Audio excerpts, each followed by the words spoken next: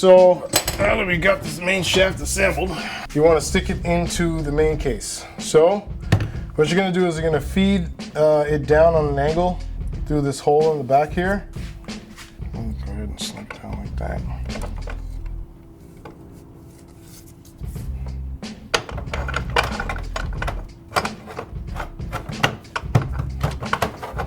Sometimes it gives you a little issue. Okay, boom. So that's where it's going to sit for right now. So now that we have the main shaft that we put in, we're going to take the rear bearing race and install it. Okay. The way you do this, you're going to see that hole right here, that bore. So you're going to kind of slide it in there. And you're going to kind of play around with it until it gets seated in there, just like that. Just like that, okay? Now it actually sits out like this, really, but for right now you can push it all the way in. All right, so now that you have the rear bearing in, we're gonna start reassembling the back portion of the T5 here. First thing you're gonna do is you're gonna install your 5th gear. So this is a very simple part here. You wanna just make sure you go in there, clean out any dirt, because there's no bearing inside this 5th gear. It literally just rides on this metal shaft here. So you're gonna take it and slide it right on just like that, okay? So this right here, gotta make sure that it's smooth, okay? That's how you know they match, they're smooth. All right, after we've done that, there is a fork, a brass synchro, and a hub, and then the cap on the end that goes on this portion right here. So let's go ahead and gather those parts and get that assembled. So I have some components out to show you the last part of the difference between a reverse synchro setup and a non-reverse synchro setup in the T5. So remember how we talked earlier about this, the fork here, the lever I should say. This lever here is the 5th reverse lever or 5th reverse fork. This one is obviously different, like I said before, but there's more than just this component. So one of the other things that's different is the outer fork here. This is a non-reverse synchro fork, and as you can see, it's very thin in this area, but otherwise than that, it has the same kind of appearance. This is a reverse synchro fork, and as you can see, it's a lot thicker in this area right here. So if you see them side by side, you'll be able to tell. Now, I will save you a bunch of trouble and let you know right now that if you use this with that non-reverse synchro fork, you will not be able to shift into reverse or 5th gear, okay? So that's the first component. So we're using this one because it's a non-reverse setup. Second component that is, or the third component that's different is the hub itself. This hub is a non-reverse synchro hub, okay? It comes with a very smooth area here, and this area here is smooth. And on the inside, it looks pretty much the same, but on the outside here, it has cutouts all the way around for the keys or the tabs. So you don't have any specific orientation, but on this top here, it's smooth. On the reverse synchro type, there is a step in this area here. And there's also grooves right here to lubricate the synchro, okay? Because there's also a brass synchro that sits on this side, just like that. Whereas on this one, the non-reverse synchro style, we have a cap that goes like that. Okay, so now that we've got everything set up the way we want, so we're gonna assemble this this hub, just like we did the 3/4 hub. So we're just gonna go ahead and stick this in there like that. There's no orientation with this one, like how the 3/4 had grooves and the 1/2 had grooves. This has just one groove that goes all the way around, so it has no specific orientation. You take the keys here, or the tabs, and you kind of slide them on in. And boom. And then you take these C-springs and you run them in, once again, clockwise position. Carefully turn this one over. This one likes to come apart on you. And same thing on this side here. There you go. What I like to do is I take the brass synchro here and I place it in the hub. That kind of keeps the spring in place while I'm sliding this on. Now, before we do that, we have our hub prepared with our new brass synchro. We're gonna get our fork ready. You wanna install them at the same time. So first thing we're gonna do is remove these old shift fork tabs. These ones actually look like they're in pretty good shape, but we're gonna replace them anyway for good measure. And here we have, boom. They just kind of snap in.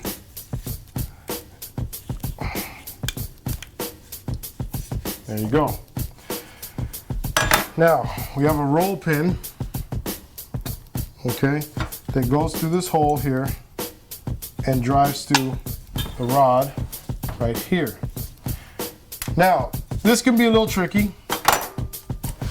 This is where you would say some of our skills come in as T5 rebuilders, because you kind of got to multitask here. So now that we've reached this stage, we have the hub ready with the brass synchro on the back. We have the fork ready with new pads, shift fork pads on them. We have the roll pin sitting standby. So basically what you're doing is there is a area right here that has a hole. So you want this fork to match with that hole, okay? So you're gonna stick the hub on just like that, nice and tight, just like that, okay? And all together you're gonna slide them on, okay?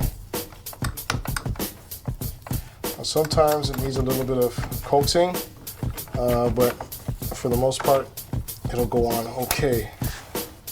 Notice now that it's on there, okay? It's on there. Kind of put that on there to push it the rest of the way. Boom, okay?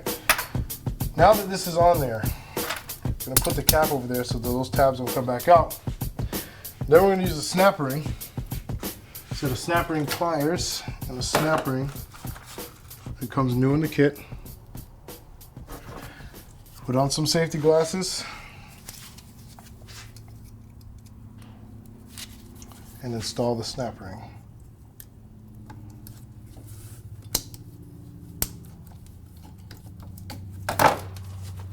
Sometimes it gets a little funky, but we can get more funky. All right. Okay. Now if you notice the snap ring's not fully seated, just take a, boom. There you go, you hear it snap into place. And there it is, okay? Now what you'll notice is that this rod may have sank in a little bit, so you want to pull it back out. If you can't pull it back out, it's okay to get some vice grips and stick it on there and pull it back out. Now when you get to this stage, you want to put the roll pin back in, you want to hammer it back in. Here's the thing, I've made this mistake in the past. Do not hammer on this rod here unsupported. It'll bend it and it'll literally make it impossible for you to shift from fifth and reverse. So you take a block of wood here, stick it under here just like that. Make sure you can see all the way through the hole, and the way that I check usually is I'll take a pick and I'll just go all the way through. See that it goes all the way through and it matches. Okay. You're gonna take the roll pin, slide it in there, get a punch on there, get your safety glasses on, and you're gonna tap it. Once it goes in there, you can just go to town.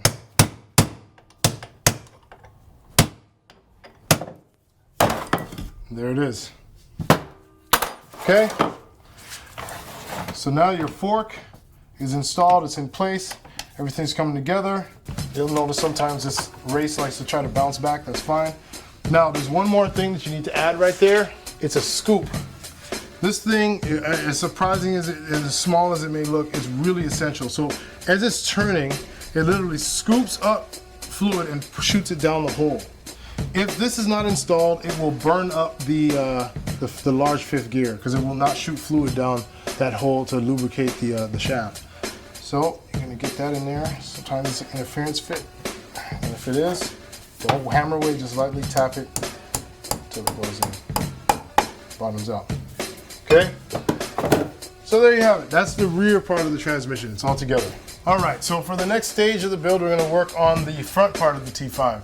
Now, here's a trick. If you guys go into the junkyard and you find a 94, 95 T5, or from a V6 or a V8, you can still use it in your Fox. The only difference between them is the Fox shaft is this length, which is short.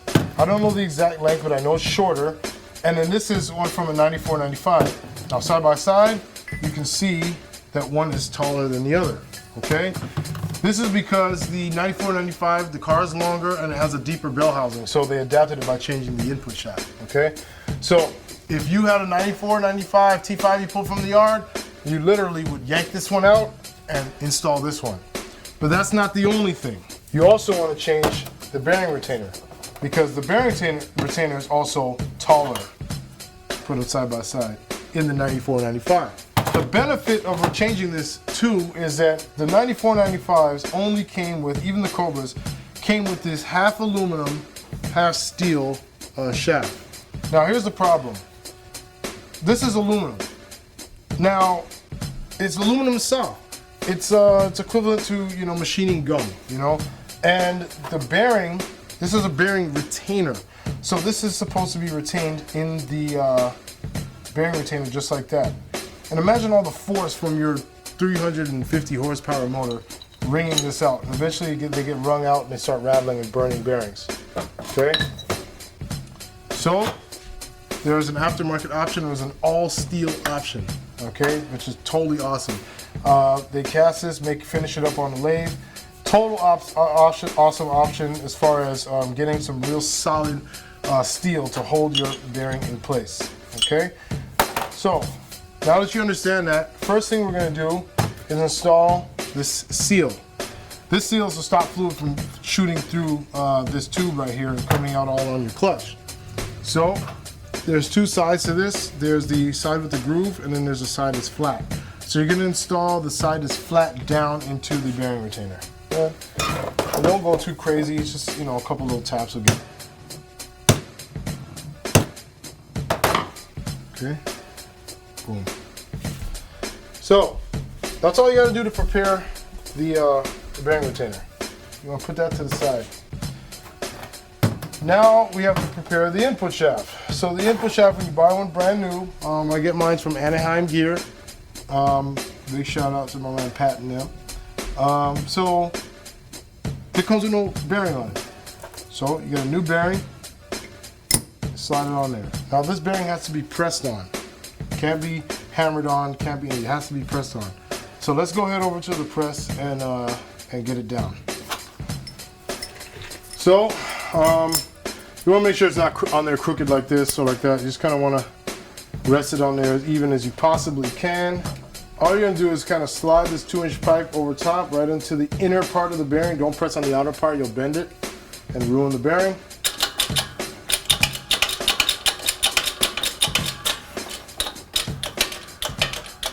Once you get it where the bearing is straight, the pipe's got pressure on it, you got the little cap on there, just go ahead and press down. We'll hear it.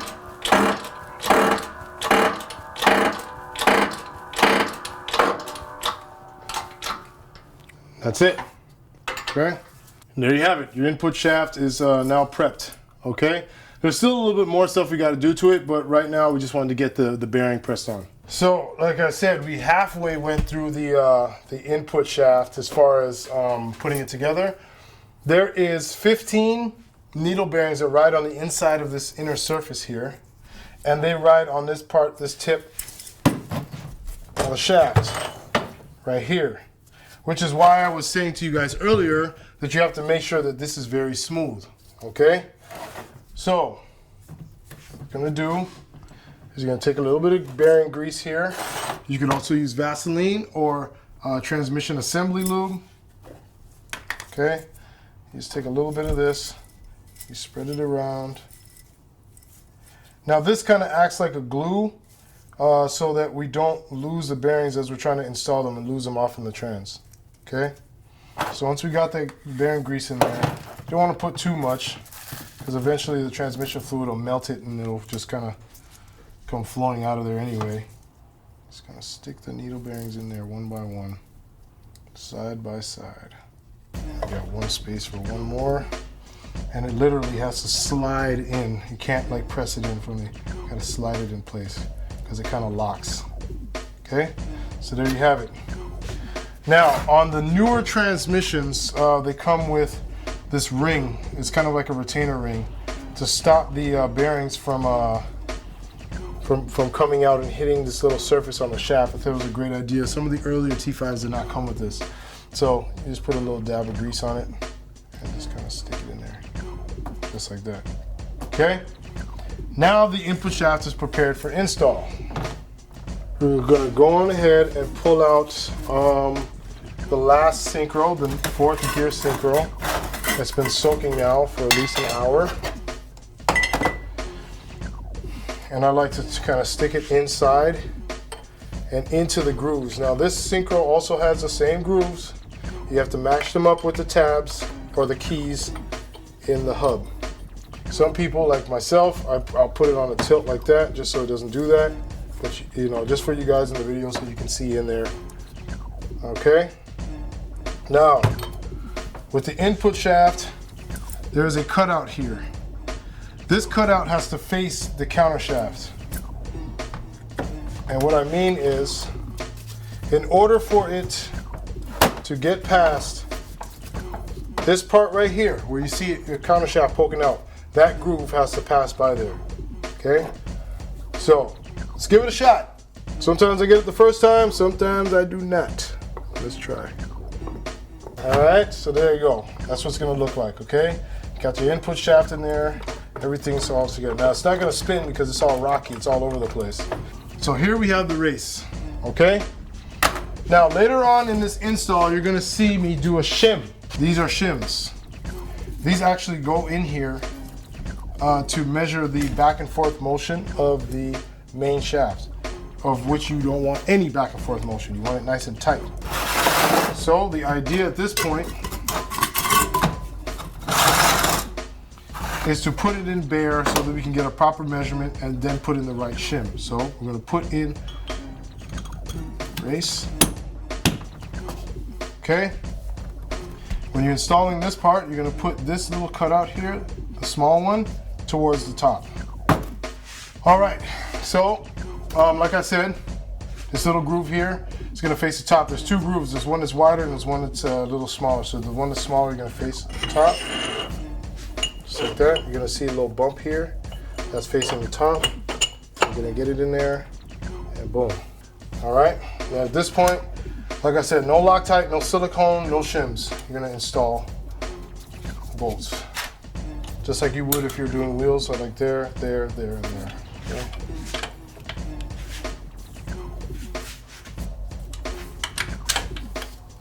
Now, if you've had the problem, which I've had before, where the bolt holes are stripped, tap it at a slightly bigger size and put a bigger bolt in there. It will accept a bigger bolt.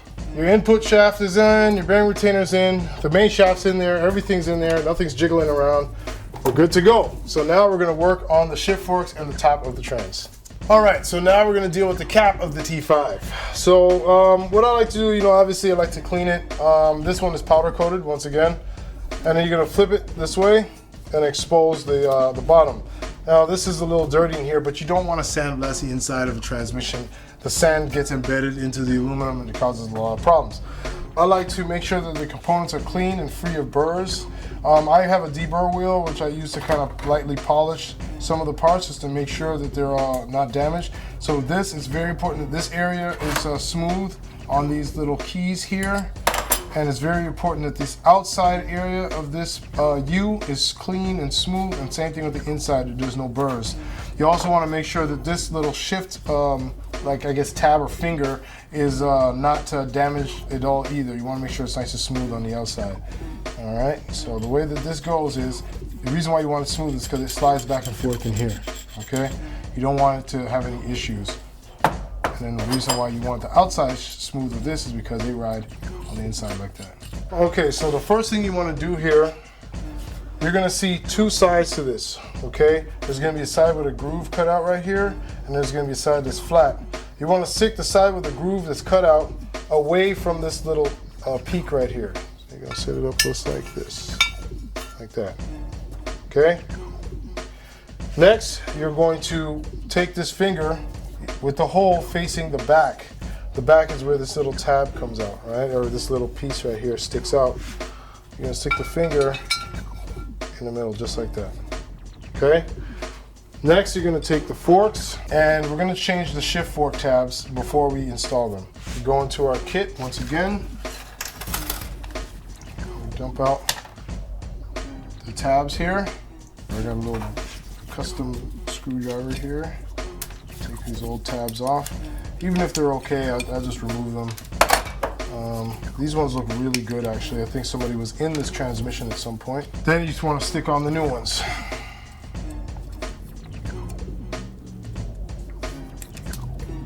There we go.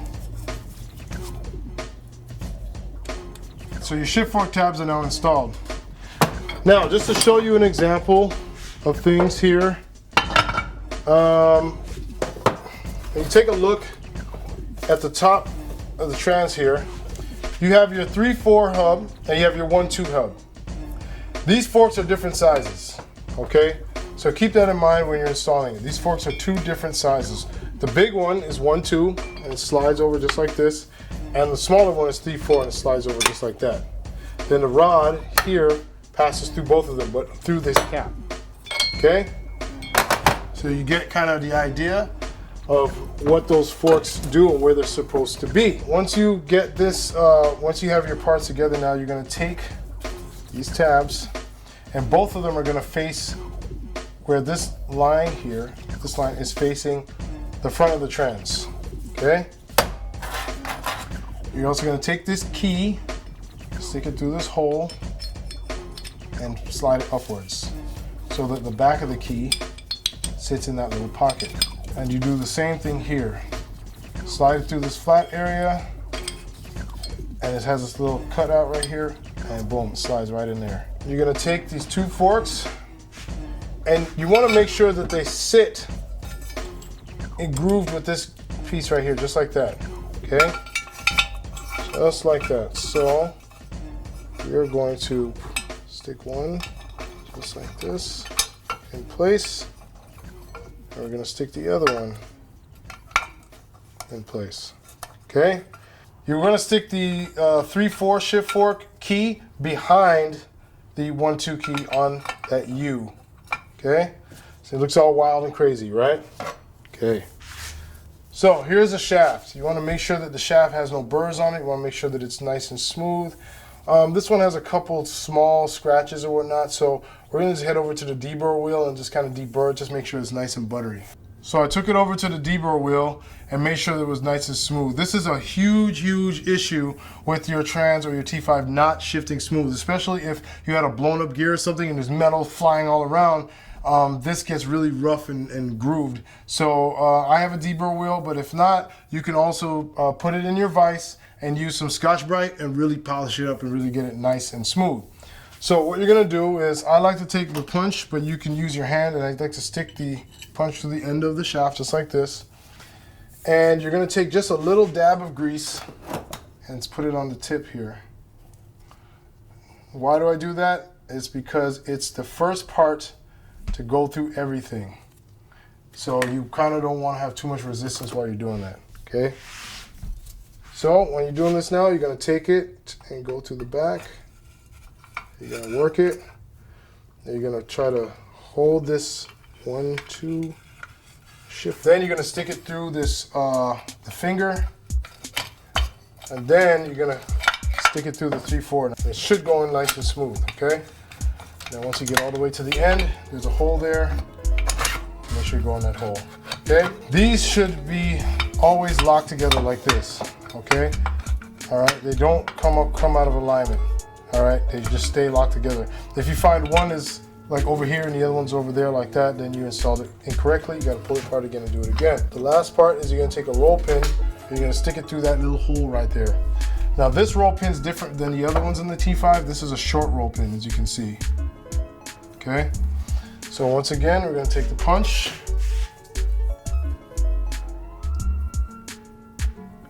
And you're just gonna go ahead and nail it down in there. Try to make sure it doesn't move as much as possible. Now you wanna make sure that the roll pin goes down and deep enough so that it can slide through the U.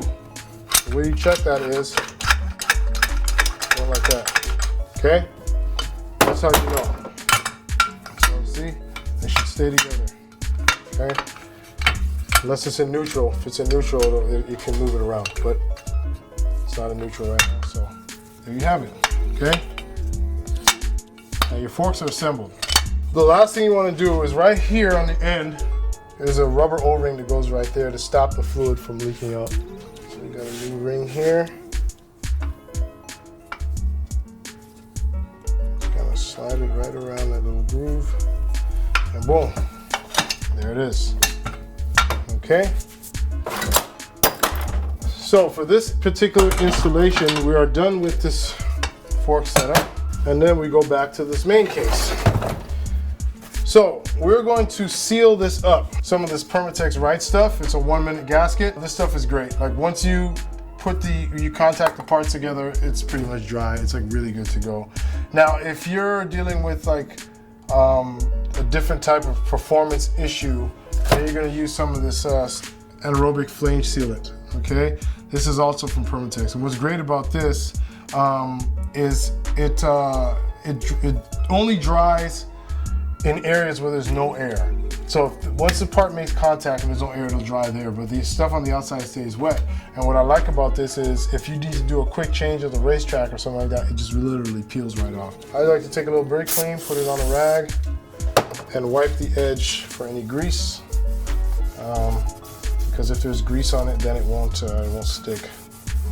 Same thing with the cap here. You know, because we've been just touching it, putting stuff together. You know, I just want to kind of do that. So when laying the silicone for this, you want to go on the inside of the holes, okay? You want to go on the inside area of all the holes. Also too, when you're dealing with a 1-minute gasket, you want to make sure that you have your bolts that you're going to use on standby. All right, so we're getting ready to do the cap. We want to make sure that we have everything on standby. Because you know when you're working with silicone, you want to work quick. You're gonna have 2 of these bolts with our locator bolts. They have a shoulder on them. They go in the corners. Those are the ones you're gonna install first. You do not need to use any Loctite on these bolts. They do not traditionally come loose. Okay. Make sure that your 3/4 is in neutral. Make sure your 1/2 is in neutral.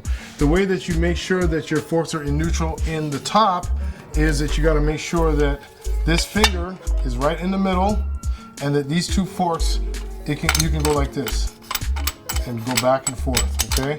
That's how you know it's in neutral. See, it's not in neutral all the way here. You want to make sure that it's in neutral. There it is, okay? So you want to be able to move it back and forth. Also too, you want to be able to make sure that this is facing upwards, okay? To the center, facing up, okay? So once I have it like that, I usually rest it just like this. Sorry. I usually rest it just like that. Everything's prepared. Let's go ahead and use some of this Right stuff.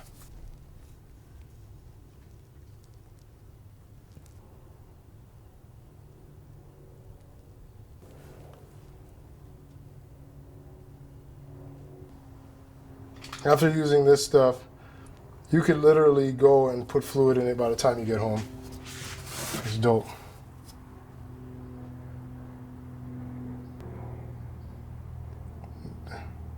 All right, so now that you have this on, the way that this goes on, it does not just go plop down on straight. It comes from this way and it goes forward. You go this way and comes forward. So you're gonna kind of make sure, once again, it's in neutral. I like to stand it straight up. Make sure that it engages the synchro hubs, and you go like that and slide it forward.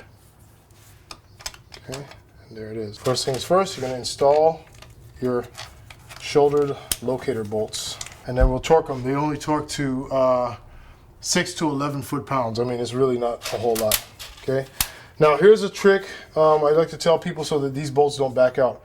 Stick the bolt in, pull the silicone out so you don't shove the silicone down into the hole.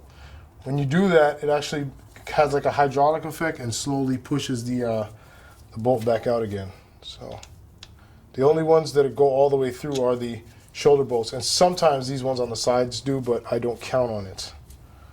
All right. The only reason why it does that spreading is because you got to slide it across the top. I usually go 10 foot-pounds because it's a nice square number. And I get to 10 foot-pounds, nice and pretty. And there we go. So the cap is now installed. Now we're going to move on to preparing the tail shaft and installing the tail shafts onto the rear of the trans. All right, so here's the part where it gets a little tricky, okay?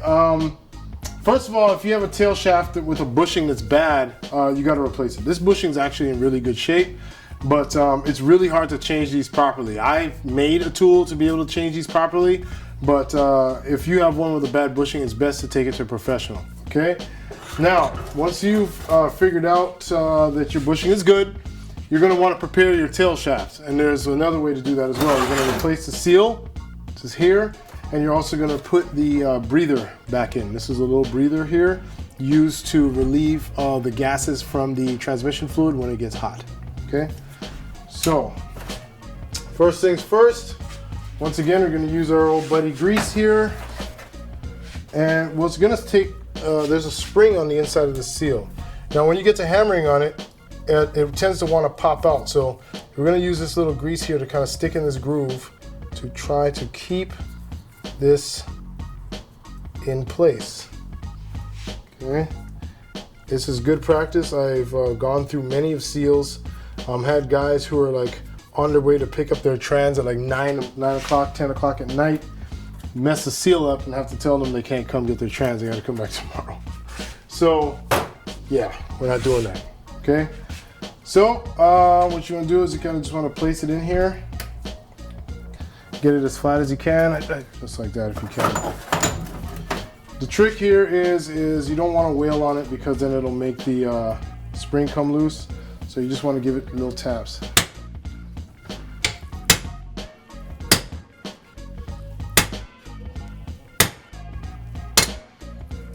Okay. New seal installed. Next thing you want to do to prepare this tail, you're going to install this breather here. So the way it works is it goes in this little pocket, just like that. Now sometimes you'll find that there'll be different styles. Sometimes there'll be a hole there with a little rubber kind of breather in there as well. Those are good as well, but just make sure you don't forget this because you know, under load it will spill transfer fluid all over the underneath your car. You'll think it's leaking and there's a big problem, but it's just that. And that's one part of the tail shaft. Now this is the shifter cup. You want to make sure that you have your components together too before you start working on putting it together with the main shaft or the main part of the trans. In this portion here, you're going to have the shifter linkage here. It's got a hole, a little hole here, and then an area for the rod to pass through. Okay, just want to make sure that it's clean, there's no cracks, there's not broken or anything like that. Very rare part to get damaged, by the way. Now, also going with this shift linkage here is you're going to have a spring, you're going to have a check ball, it's kind of hard to see, okay, and another roll pin, okay. Once again, we're going to use our buddy grease. Take a little grease, and in the center of this little detent setup here, this is the little detents here for all of your gears, okay? 1, 2, 3, 4, 5 reverse, right? But there's a little slider here in the middle for when you're neutral. You want to get these, put the grease in the center there, a little dab right there in the center. You're going to take the ball, you're going to squish it right into the center. It's going to hang out just like that. You're going to take the same grease and you're going to take some grease and put it on the spring and slide the spring into this hole in the bottom of the linkage here. Spin it so it goes in there and it sticks like crazy. Okay? Boom. Now you're prepared to put the tail shaft together with the main body of the T5. Okay, let's go. Now this is where it gets a little specialized here, okay? I have a hole in the table for situations like this because I build T5s all the time. So I have a hole that I drilled in the table so that the T5 can sit facing upwards. It makes it a world of a difference easier than if you're doing it sitting flat. Okay, just like that. Okay, so here's the thing about this. There's a trick to doing this, all right? If you have a reverse synchro setup, there's a little, I guess you'd say like a finger that kind of pokes out the back here, and you have to make sure that it lines up a certain way. So if you do have a reverse synchro, make sure that that finger is facing the shaft. And this is what it looks like. So in the reverse synchro setup, it'll have this little finger here, as you can see, this little cup. You want to make sure that it's facing the shaft before you put the tail shaft on. But because we're dealing with a non-reverse synchro setup, we don't have to do that. What you want to do, is going to be hard to kind of see this, but this is tricky. You're going to hold this spring on that ball while sliding it down, while taking this shaft that's on top here and sliding this over that shaft all at the same time. Let me see if I can do it in reverse so that you guys can see. I usually have a method of how I do these things. All right, so to put silicone on this part here, it's very tricky. Not really, but I mean, you gotta pay attention. On the bottom bolts, you wanna go on the inside. But the two top bolts, you wanna go on the outside, okay? Like this one here, I messed up, I went on the inside of that one too, so I'm gonna go ahead and keep that going. You wanna go on the inside because it'll make it leak on the outside of the trans. So let me just kind of, there you go. So what we're paying attention to here is we're gonna take this and place it right on the ball. It's gonna dance around, okay? And we're gonna go ahead and place it down just like that. Okay, until you see the shaft come through. And as the shaft is coming through, you wanna squeeze this ball, you wanna squeeze this on the shaft at the same time. It's a little tricky, but it's good to do. And sometimes this wants to fight you. There it is, okay? And let's get it down like that. Just face it flat. And bring it all the way down, okay? It's all the way connected, all the way connected. You have the shaft that's in there. But what I like to do is use the punch to keep this in place. Keep the shaft in place. Just like that, okay? Everything's connected, all right? Tail shaft's on. So we're gonna bolt it down, bolts down to 35 foot-pounds. Like I said, I have something in the table to hold it in place while I do this, but once you bolt it down to 35 foot-pounds, then we move on to shimming it, and then we're done. All right, so at this stage, we're gonna install the 8 tail housing bolts. When I'm building a high-performance version of this, I install studs instead because it just works a lot better, and then a lot of times with the clamping force is a lot more with studs. Also, too, when you're using the bolts, I use Thread Locker Red from Permatex. This stuff helps it because this part of the transmission really takes a beating. So you want to make sure that you use some sort of thread locker to keep the bolts from backing out on you and causing leaks. Because once it starts leaking, that's pretty much it. So I'm just going to go ahead and put a dab on here.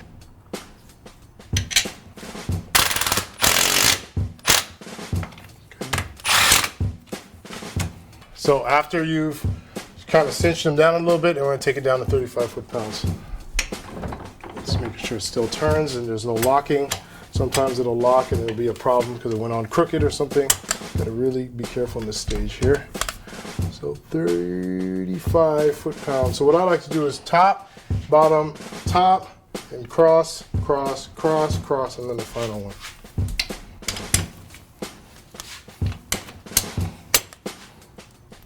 Boom, there you go.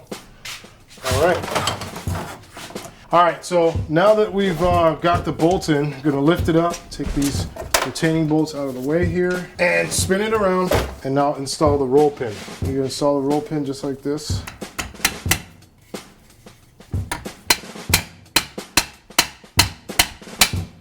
Boom, there it is. The last thing you want to do is you want to put the shifter cup just like that. Okay, it's like not shifter cup, shifter bushing. Sometimes they have these made out of brass, which is a really good upgrade for high performance guys. So to check the shim, you're gonna have it sitting flat in the hole here. You gotta have it facing vertically, however you're gonna do it. I'm gonna install this dial indicator to check the end play. What is end play? End play is, once again, where you have the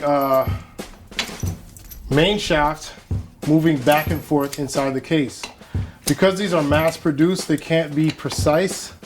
So what they did was they provide us with shims so we can make up for their manufacturing imperfections. So in order for it to get to work for us, they gave us some work to do called shimming. Now, I've never seen the shim go beyond 45, and there's always going to be a shim. If you find that you don't need a shim at all, something's wrong. Something's binding up. Give it a couple whacks with a hammer and then see how it goes from there. Okay, so the next stage here, we are going to take a piece of wood and press up on the bottom of the shaft. After we set the dial indicator to 0, we're going to push up. Right now it's looking at 36. Let's try it again. 36. Try it one more time. 36. So 36 thousandths is how much the needle is moving. So that's how we know what shims we're going to use. So the rebuild kit comes with some shims. So we're going to check those ones first since they're new to see if any of them we can combine to come up with 36 thousandths. All right, so at this stage here, we're at the final stage of putting together the T5. We found out that it was 36 thousandths in the last shot there. And we took 2 shims and we put them together. You don't want to really use more than 2 shims. Usually it won't take more than 2 shims. If it does, there's something wrong. So yeah, we got 36 thousandths, a 19 and a 17 thousandths shim. So the trick is with this is you're going to take the thicker shim and put it against the race, because the race gets warmer than the actual body of the bearing retainer itself. So you take the bearing retainer and you slide the shim down in there just like that. You're going to place the race on top just like that. You're going to take the silicone once again, and you're going to take thread locker red, and you're going to go on ahead. So you're going to take the silicone here and you're going to actually go on the outside of all these bolt holes because these go through to the inside of the trans. So you want to keep everything kind of locked in. So we're just going to keep it.